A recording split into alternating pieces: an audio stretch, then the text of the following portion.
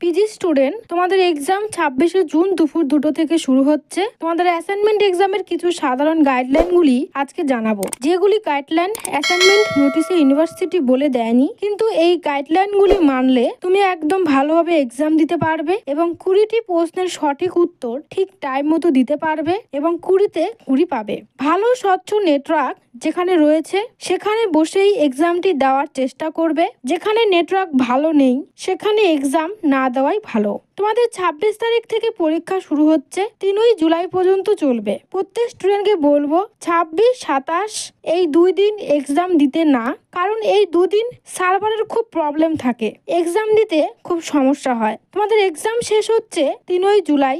Exam শেষ হওয়ার ডেটের 2 দিন আগে কেউ এক্সাম দেবে না।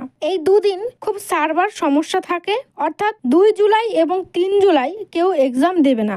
এই দিনগুলি বাদে যে দিনগুলি রয়েছে তোমরা এই সময় এনি টাইম এক্সাম দাও। পিজি হিস্ট্রি এবং পলিটিক্যাল সায়েন্স স্টুডেন্ট, আমাদের সেন্টার থেকে শিক্ষক শিক্ষিকা দ্বারা অ্যাসাইনমেন্ট সাবমিট করিয়ে দেওয়ার ব্যবস্থা রয়েছে এবং সঠিক নির্ভুল উত্তর প্রত্যেক ছাত্রছাত্রীকে দেওয়া হচ্ছে। তোমরা যারা এই সুবিধাগুলি নিতে চাও, স্ক্রিনে দেওয়া আমাদের সেন্টারের নম্বর 7864819403 এই নাম্বারে যোগাযোগ করবে। এবং পিজি হিস্ট্রি স্টুডেন্ট, ফাইনাল এক্সামের জন্য সাজেস্টিভ উত্তরপত্র খুব স্বল্প মূল্যে দেওয়া হচ্ছে। তোমরা যারা নিতে চাও অবশ্যই যোগাযোগ করবে। তোমরা এক্সাম দেওয়ার আগে যে 20টি প্রশ্ন এক্সামে আসবে, 20টি প্রশ্ন খাতায় প্রশ্ন ও উত্তর সহকারে লিখে নেবে। লিখে নেবার পর পোর্টালে ঢুকবে, লগ ইন করবে। লগ ইন করার পর তোমার যতগুলো এক্সাম দিতে হবে সবগুলি পেপার শো হবে এবং তুমি যে পেপারটির এক্সাম দিতে চাইবে সেখানেই ক্লিক করবে। ক্লিক করার পর 1 নম্বর প্রশ্নটি শো হবে। একটি প্রশ্নের সাথে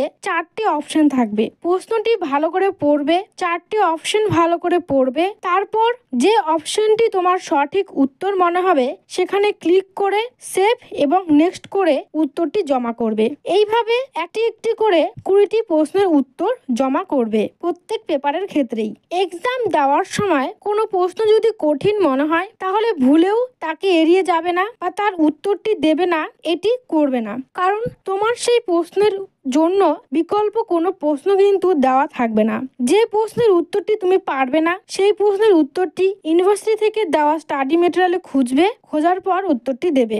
এক্সাম দেওয়ার পর অবশ্যই লগ আউট করবে। কিভাবে লগ আউট করতে হবে আমাদের ইউটিউব চ্যানেল বলে দেওয়া হবে, সবাই অবশ্যই ফলো করবে। লগ আউট এবং লগ ইন কীভাবে করতে হবে এই নিয়ে খুব শীঘ্রই ভিডিও আসবে। পোর্টাল থেকে বের হবে।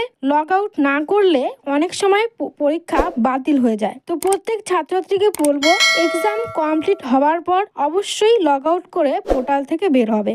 একটি এক্সামের জন্য 3 ঘন্টা সময় দেওয়া হবে। অর্থাৎ তুমি যদি মনে করো সকাল 6টায় পরীক্ষা দিতে বসবে, তাহলে সকাল 9টা পর্যন্ত তোমার একটি পেপারের সময় দেওয়া হচ্ছে। মাথায় অবশ্যই টাইমটা মনে রাখবে। ভিডিওটি অবশ্যই ফ্রেন্ডদের সাথে শেয়ার করবে। এই সাধারণ গাইডলাইনগুলি মানা খুব জরুরি।